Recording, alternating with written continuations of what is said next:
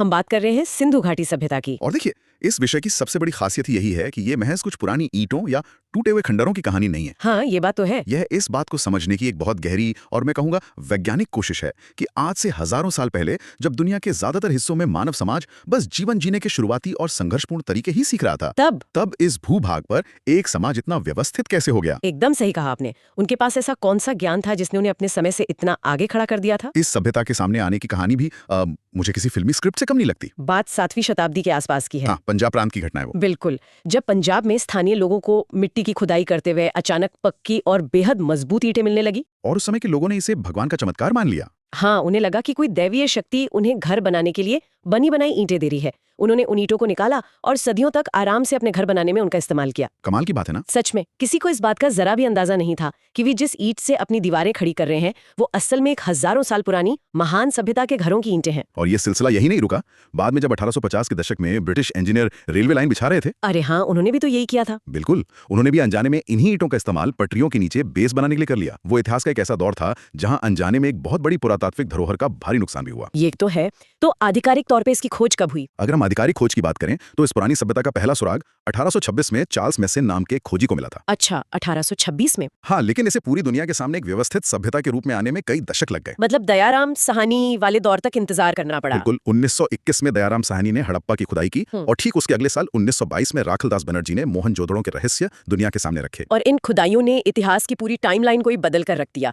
तब जाकर ये साबित हुआ कि भारत में एक अत्यंत विकसित और शहरी सभ्यता बहुत पहले से आबाद थी। सही बात है। इन खुदाइयों के बाद जो सबसे हैरान करने वाली बात सामने आई वो थी इस सभ्यता का आकार, इसका फैलाव। इसका भौगोलिक विस्तार सच में कल्पना से परे है। इतिहास की किताबों में अक्सर मिस्र और मेसोपोटामिया की सभ्यताओं का जिक्र बहुत प्रमुखता से होता है, लेकिन जब सिंधु घाटी सभ्यता के नक्शे को कागज पर उकेरा गया तो उसका दायरा एक अलग ही स्तर का निकला। ये कोई एक नदी के किनारे बसा छोटा मोटा इलाका नहीं था। तो ये कहां से कहां तक फैला था? अगर हम इसके चारों कोनों को देखें तो ये उत्तर में जम्मू के मांडा से लेकर दक्षिण में महाराष्ट्र के दैमाबाद तक फैली थी। बाप रे, इतना बड़ा हिस्सा! और सिर्फ इतना ही नहीं, पश्चिम में बलूचिस्तान के सुतका गंडौर से लेकर पूर्व में उत्तर प्रदेश के आलमगीरपुर तक इसका विस्तार था। यानी क्षेत्रफल के हिसाब से ये बहुत ही विशाल रही होगी। ये क्षेत्रफल लगभग 1.3 मिलियन वर्ग किलोमीटर बैठता है, यानी 13 लाख वर्ग किलोमीटर। 13 लाख? हाँ, आकार के मामले में ये उस समय की मिस्र और मेसोपोटामिया दोनों सभ्यताओं को अगर मिला भी दिया जाए ना, तो भी उससे कहीं ज्यादा बड़ी थी। बिल्कुल, ये प्राचीन विश्व की सबसे विशाल सभ्यता थी। यहाँ एक बात बहुत गहराई से सोचने वाली लगती है मुझे। जब कोई सभ्यता इतने विशाल इलाके में फैली होती है तो ये मान लेना बहुत सामान्य है कि अलग अलग जगहों पर लोगों के रहने का तरीका अलग होगा। हाँ, अमूमन ऐसा ही होता है। जैसे जम्मू में घर अलग तरह से बनेंगे और गुजरात या महाराष्ट्र में अलग तरह से, लेकिन यहाँ ऐसा बिल्कुल नहीं था। यही तो इस सभ्यता का सबसे बड़ा अचरज है। उनकी नगर योजना, जिसे हम आज अर्बन प्लानिंग कहते हैं, वो इतनी सटीक थी कि आज के आधुनिक इंजीनियर भी उसे देखकर प्रेरणा ले सकते हैं। बिल्कुल, उनके शहर एक ग्रिड सिस्टम पर बसे हुए थे। हाँ, सड़कें एक दूसरे को बिल्कुल समकोण पर काटती थी, एकदम 90 डिग्री पर। ऐसा लगता है जैसे पूरे शहर का डिजाइन पहले कागज पर बनाया गया हो और फिर उसे जमीन पर उतारा गया हो। और ईंटों का इस्तेमाल भी तो देखिए। हाँ, ईंटों का इस्तेमाल भी एक बहुत बड़ा डिफरेंशिएटर था। समकालीन मिस्र में जहां लोग धूप में सूखी हुई कच्ची ईंटों से घर बना रहे थे, वहीं सिंधु घाटी में बड़े पैमाने पर आग में पकी हुई मजबूत ईंटों का इस्तेमाल हो रहा था और इन ईंटों का एक निश्चित अनुपात होता था। आग में पकी ईंटों का इस्तेमाल करना शायद एक बहुत बड़ी रणनीतिक सोच का हिस्सा था। बिल्कुल, इसके पीछे एक बहुत बड़ा भौगोलिक कारण था। सिंधु और उसकी सहायक नदियों के आसपास हर साल भयंकर बाढ़ आती थी। तो धूप में सूखी ईंटें पानी में गल जाती? सही पकड़ा, धूप में सूखी ईंटें टिक नहीं पाती, लेकिन पकी हुई ईंटों ने उनके शहरों को बाढ़ से बचाया। और इसके साथ ही उनकी जो एक और बड़ी तकनीकी उपलब्धि थी वो थी उनकी जल निकासी प्रणाली, उनका ड्रेनेज सिस्टम। ड्रेनेज सिस्टम तो उनका सच में बेजोड़ था। मैंने पढ़ा कि हर छोटे बड़े घर के अंदर अपना एक कुआं और पक्की ईंटों से बना एक स्नानागार होता था। हाँ, और घरों का इस्तेमाल किया हुआ पानी मिट्टी के पाइपों के जरिए सड़कों की मुख्य नालियों तक आता था। सबसे बड़ी बात यह थी कि ये नालियां खुली नहीं थीं। बिल्कुल, वे पक्की ईंटों या पत्थरों से ढकी हुई होती थी। और सड़कों पर थोड़ी थोड़ी दूरी पर बकायदा मैनहोल या सोखते गड्ढे बने हुए थे, जिन्हें हम सोक पिट्स कहते हैं, ताकि कचरा वहां जमा हो सके और नालियों की सफाई की जा सके। ये जन स्वास्थ्य और स्वच्छता के प्रति एक ऐसी वैज्ञानिक सोच थी जो आज से कुछ 100 साल पहले तक यूरोप के कई बड़े शहरों में भी नदारद थी। सच में जनजीवन को व्यवस्थित करने के उनके तरीके कमाल के थे। इसका एक और बहुत शानदार उदाहरण उनकी मापन प्रणाली में दिखता है। उनके बाट और माप वाले पत्थर। हाँ, बाजार में व्यापार के लिए इस्तेमाल होने वाले उनके बाट कोई बेतरतीब तरीके से नहीं गढ़े गए थे। वे एक बहुत ही कड़े गणितीय नियम का पालन करते थे। 16 के गुणक वाला नियम? बिल्कुल, ये बाट 16 के मल्टीपल्स में होते थे, जैसे 16, 32, 64, 160 और आगे इसी क्रम में। और ये बात इसलिए इतनी खास है क्योंकि आधुनिक भारत में भी बहुत लंबे समय तक 1 रुपए में 16 आने का कॉन्सेप्ट चलता था। यही तो, ये देखना सच में आश्चर्य भरा है कि हजारों साल पहले की एक गणितीय सोच आजादी के बाद के भारत तक किसी न किसी रूप में हमारे साथ सफर करती रही। ये निरंतरता ही तो इतिहास की खूबसूरती है। ये दिखाता है कि उनकी प्रशासनिक पकड़ कितनी मजबूत रही होगी कि इतने बड़े 13 लाख वर्ग किलोमीटर के इलाके में एक ही तरह के बाट इस्तेमाल हो रहे थे। एक समान बाट और पैमाने बिना किसी मजबूत केंद्रीय प्रशासन के संभव नहीं है, और ये प्रशासनिक मजबूती उनकी वास्तुकला में भी झलकती है। जैसे मोहनजोदाड़ो का महान स्नानागार। बिल्कुल, ग्रेट बाथ इसका एक बहुत ही उत्कृष्ट उदाहरण है।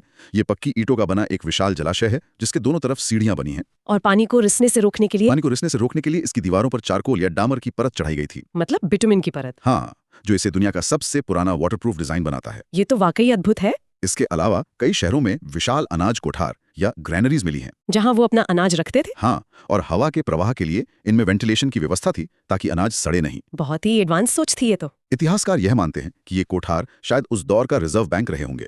जहां आज हम कागजी मुद्रा या डिजिटल पैसे में टैक्स भरते हैं, वहां शायद लोग कर के रूप में अपना अनाज इन सरकारी कोठारों में जमा करते थे, ताकि अकाल या बाढ़ के समय पूरे शहर का पेट भरा जा सके। बिल्कुल। जब अर्थव्यवस्था और प्रशासन इतना संगठित हो तो व्यापार का फलना फूलना तो तय है। हाँ, व्यापार तो उनकी रीढ़ की हड्डी था। सिंधु घाटी के लोग बहुत ही कुशल किसान होने के साथ साथ दुनिया के बेहतरीन व्यापारी भी थे।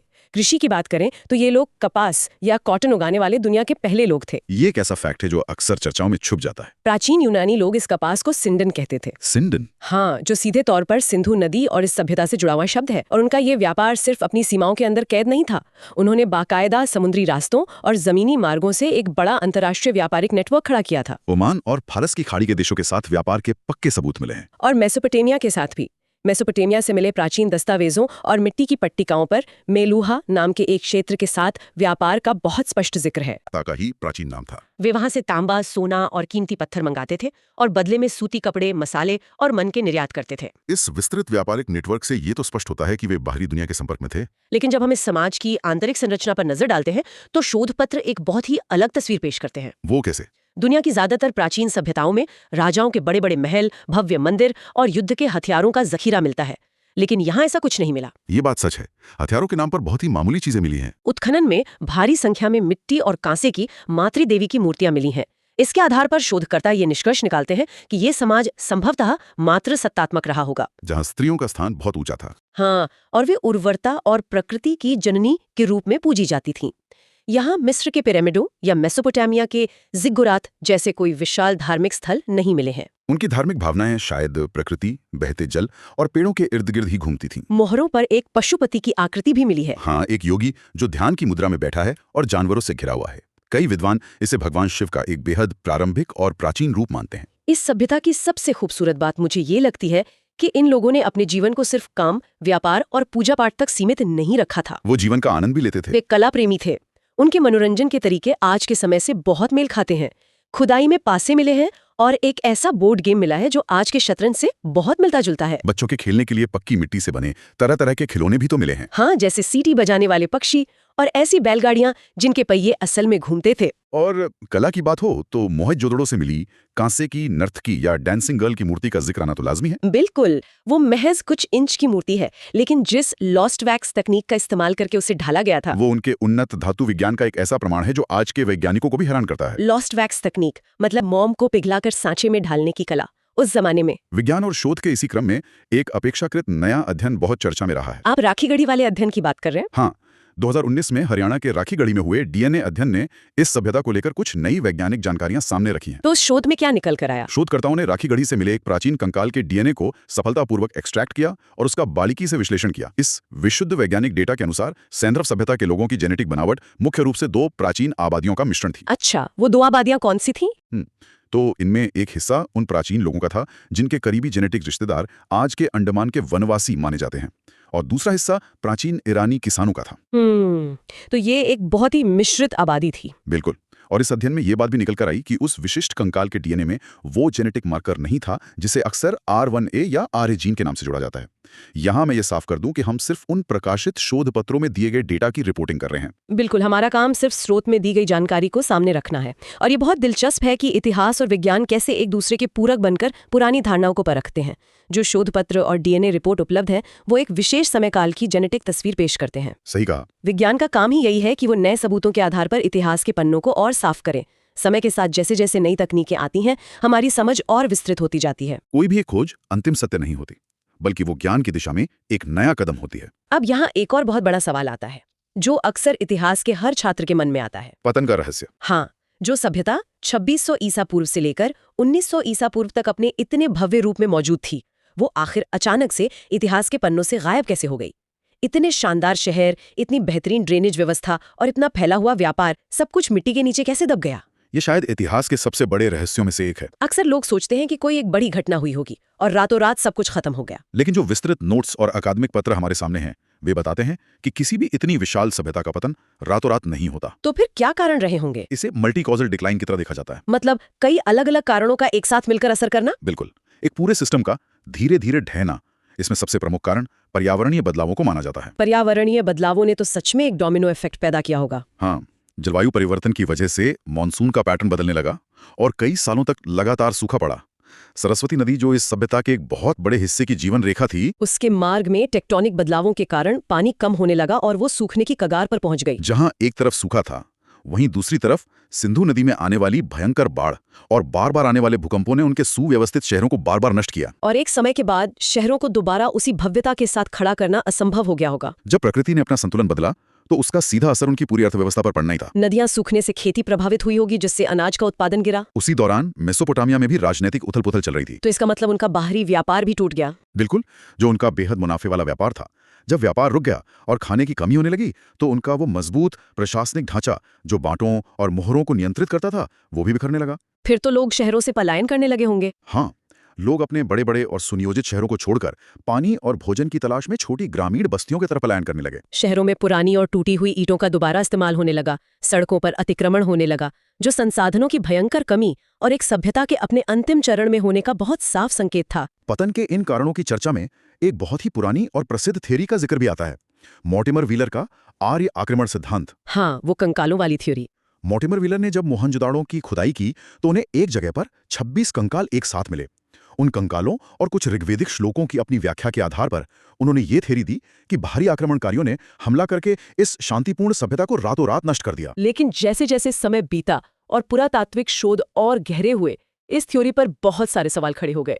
आज के समय में ज्यादातर इतिहासकार इसे खारिज कर चुके हैं। इसके पीछे के तर्क भी बहुत स्पष्ट हैं। पहली बात तो ये है कि 13 लाख वर्ग किलोमीटर में फैली एक सभ्यता के पतन को महज एक शहर के एक हिस्से में मिले 26 कंकालों के आधार पर सिद्ध नहीं किया जा सकता। बिल्कुल नहीं किया जा सकता। और दूसरी और सबसे महत्वपूर्ण बात यह है कि रेडियोकार्बन डेटिंग से ये पता चला है कि मोहनजोदड़ो के पतन के समय और वैदिक काल की शुरुआत के बीच करीब 300 से 400 वर्षों का एक बहुत बड़ा ऐतिहासिक सन्नाटा या गैप है। इसका सीधा सा मतलब है कि जब आक्रमण की बात कही जाती है, तब तक वो शहर पहले ही वीरान हो चुका था। इतिहास का अध्ययन हमेशा इसी तरह आगे बढ़ता है। पुरानी थ्योरीज को नए सबूतों की कसौटी पर परखा जाता है। अगर हम इस पूरी सभ्यता के सार को देखें, तो ये एक बात बहुत स्पष्ट रूप से स्थापित करती है कि शांति, तकनीकी ज्ञान और बेहतरीन अर्बन प्लानिंग से एक असाधारण समाज का निर्माण किया जा सकता है, जहां दुनिया भर की समकालीन सभ्यताओं के खंडरों में भयानक हथियारों के ढेर और युद्धों के प्रमाण मिलते हैं, वहीं सिंधु घाटी से शांति का संदेश मिलता है। यहाँ से व्यापार के बाट, बच्चों के खिलौने, कलात्मक मोहरें और जेवर मिलते हैं। ये मानव इतिहास का एक बेहद शांतिप्रिय और रचनात्मक दौर था। और इनकी ये रचनात्मक सोच आज के आधुनिक समाज के लिए भी बहुत बड़े सबक छोड़ गई है। आज जब दुनिया के बड़े बड़े शहर जल संकट से जूझ रहे हैं और थोड़ी सी बारिश में ड्रेनेज सिस्टम फेल हो जाते हैं, तब हमें गुजरात के धोलावीरा जैसे सिंधु घाटी के शहरों की तरफ देखने की जरूरत है। उन्होंने हजारों साल पहले ही बारिश की एक एक बूंद को सहेजने के लिए पत्थरों को काटकर बेहतरीन वाटर हार्वेस्टिंग सिस्टम और विशाल जलाशय बना लिए थे। उन्हें पता था कि प्रकृति के संसाधनों का सम्मान कैसे करना है और उन्हें भविष्य के लिए कैसे बचाना है। ये सच में हमें अपने अतीत की गहराइयों में झांकने और उससे सीखने का एक बहुत बड़ा अवसर देता है। एक ऐसी सभ्यता जो शायद आज के कई पैमानों पर हमसे भी ज्यादा समझदार थी। इन सभी तथ्यों और चर्चाओं के बाद एक ऐसा रहस्य है जो आज भी सुलझने का इंतजार कर रहा है और जिसे जानने के बाद शायद इतिहास को देखने का नजरिया ही बदल जाए। आप सिंधु घाटी की लिपि की बात कर रही हैं। बिल्कुल। सिंधु घाटी सभ्यता की अपनी एक लिपि थी जिसमें 400 से ज्यादा अलग अलग चिन्ह या सिंबल थे। 1853 में इस लिपि के पहले नमूने मिले थे और आज भी ये मोहरों और बर्तनों पर सुरक्षित हैं। लेकिन दुनिया भर के बड़े से बड़े भाषाविद, वैज्ञानिक और सुपर कंप्यूटर आज तक उस लिपि को पढ़ नहीं पाए हैं। इसका एक बड़ा कारण ये है कि हमारे पास कोई ऐसा द्विभाषी दस्तावेज नहीं है जो इसे डिकोड करने में मदद कर सके। कोई बाइलिंगुअल टेक्स्ट नहीं है। सुनने वालों के लिए एक बहुत ही रोमांचक सवाल छोड़ जाता है। तो ये सोचने वाली बात है, जिस दिन कोई उस कोड को क्रैक कर लेगा और वो रहस्यमय लिपि पढ़ ली जाएगी, क्या उस दिन हमें कुछ ऐसा पता चलेगा जो हमारे अब तक के सारे इतिहास को ही बदल कर रख दे? शायद उनकी अपनी कोई अनोखी कहानी अभी भी उन पत्थरों पर पढ़े जाने का इंतजार कर रही है। उनके अपने नाम और उनके असल विचार शायद अभी भी उन मोहरों पर किसी के द्वारा डिकोड किए जाने की राह देख रहे हैं। आज के इस डीप डाइव में बस इतना ही।